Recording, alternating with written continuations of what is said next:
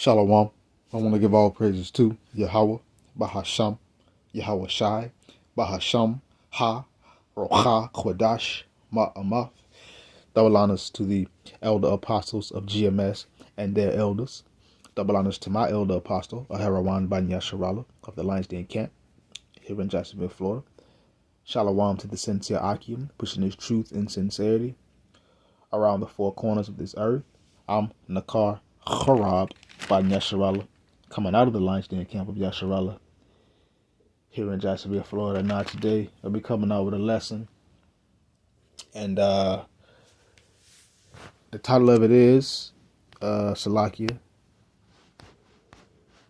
The title of it is Sedition and Uproar will Worsen, and we can see the signs. We see what's going on with the we'll say the provocateurs of the faceless agents, that cover themselves, that have been helping people finish with all their living unprovoked. Well, that's going to cause sedition, and it's going to worsen, and it's not going to get better, because the Lord said, when we shall see these things, let's just go to that right now. As a matter of fact, when we see these things happening in the earth, we know what times that we're living in.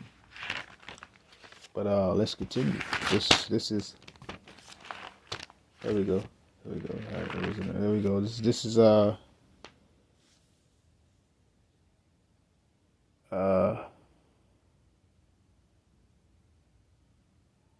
on, let me see.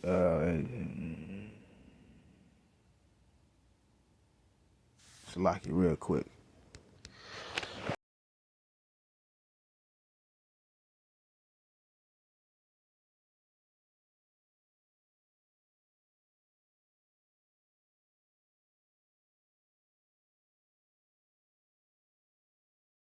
The second Edges, chapter 9.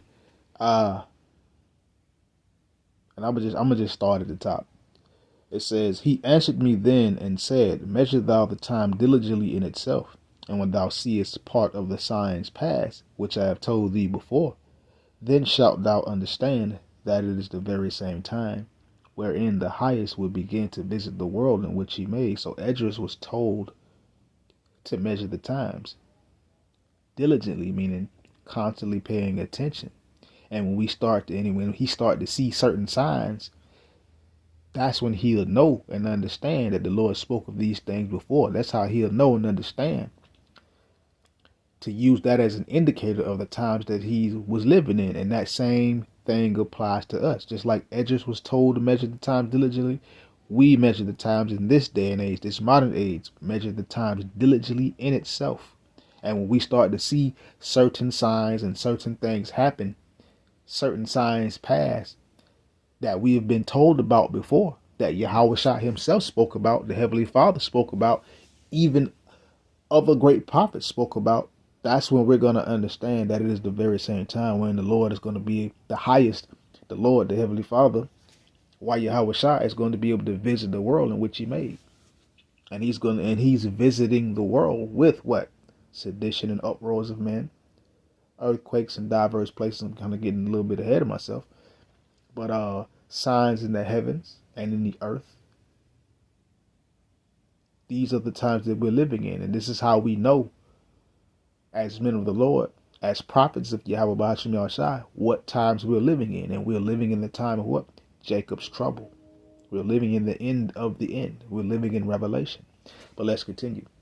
Verse 2 again. It says, Then shalt thou understand that it is the very same time when the highest will begin to visit the world which he made.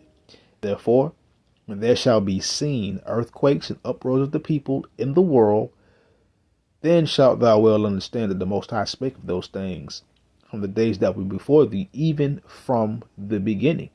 So when we start to see things like this sedition that is going to worsen, these uproars of the people, why? Because people are getting tired of being bullied.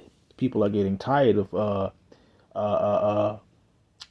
their rights being infringed upon, encroached upon, taken away, or just flat out right not even being recognized by President Babylon's, we'll say,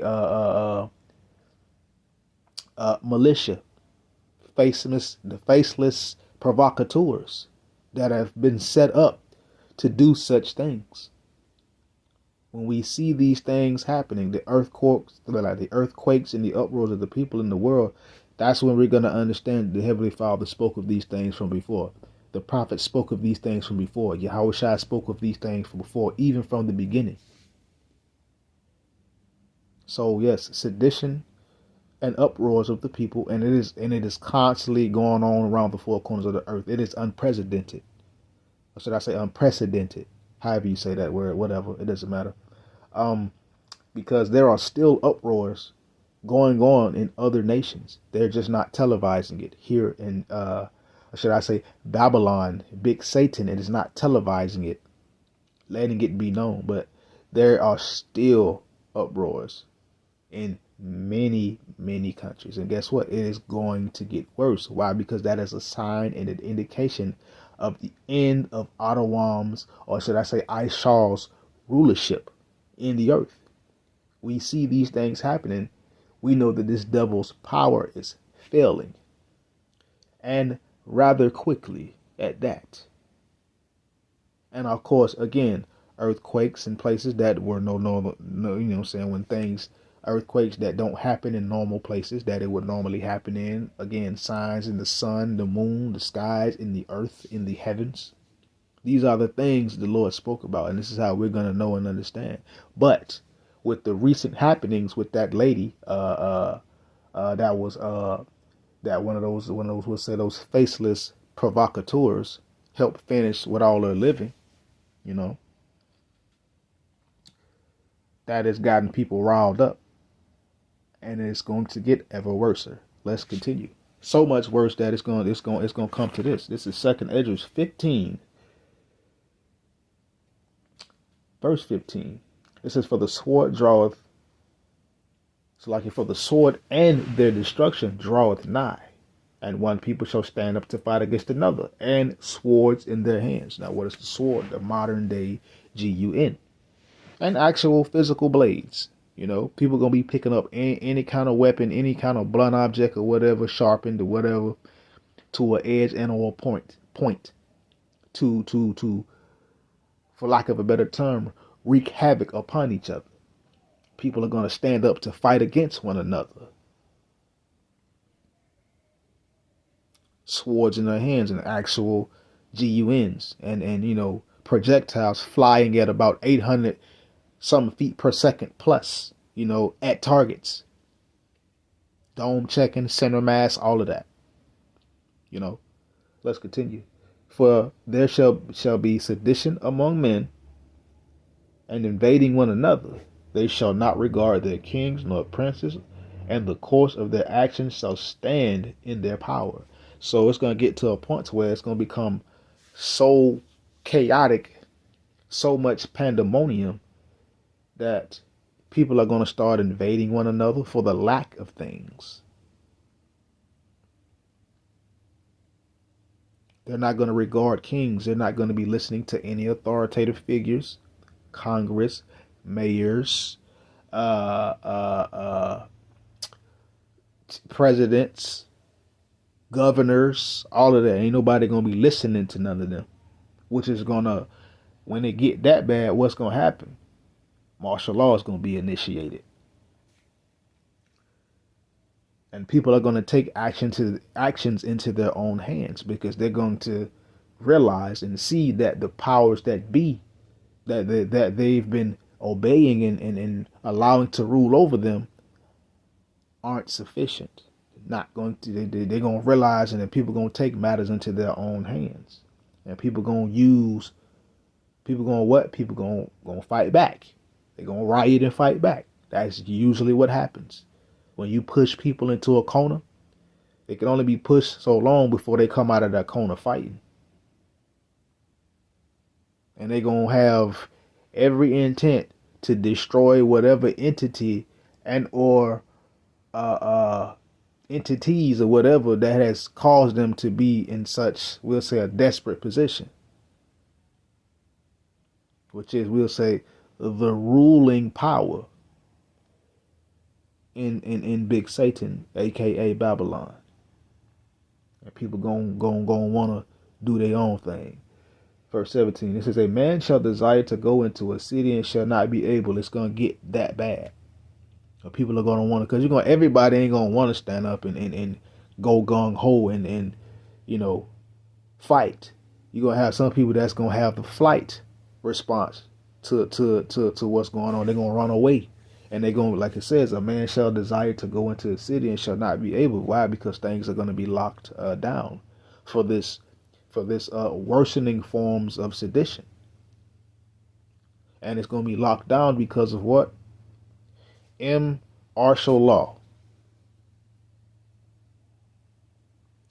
That's going to cause checkpoints, blockades, you name it. It's going to stop it. It's going to stop. It's going to restrict freedom of travel and movement pretty much completely. Verse 18, it says, for because of their pride the cities shall be troubled, the houses shall be destroyed, and men shall be afraid. So because of the pride of people here and this place, the cities are going to be troubled. They're going to be in distress because there's going to be so much pandemonium and chaos going on that it ain't going to be no really a safe place. Houses are going to be destroyed and men are going to be afraid. People are going to be afraid. Everybody ain't going to stand and fight. It's going to be people that want to run away from the danger rather than to it or stand and meet it. So seditions and uproars will become ever worse. Thus saith Yahweh by Hashem Yahweh Shai. People are going to have no pity upon one another. They're going to destroy each other's houses with the sword, with weaponry, via the GUN or an actual sword or anything that they can pick up to use to either defend or to harm. And they're going to spoil goods. They're going to be taking everything because there's going to be so much chaos going on. People are just going to be just doing anything. Everything. And again, because of the lack of bread, because of the lack of amenities and the lack of things happening. And for great tribulation. So it's going to cause a big problem. So with the recent happenings, these happenings will happen more. And the more it happened, the more it's going to rile people up. And then it's going to be that one time, that one last time, as the saying goes, the straw that broke the camel's back. And people going to snap, crackle, and pop and go the F off. And start tearing up stuff. So yeah. Sedition and uproar will worsen. And with that, shalom.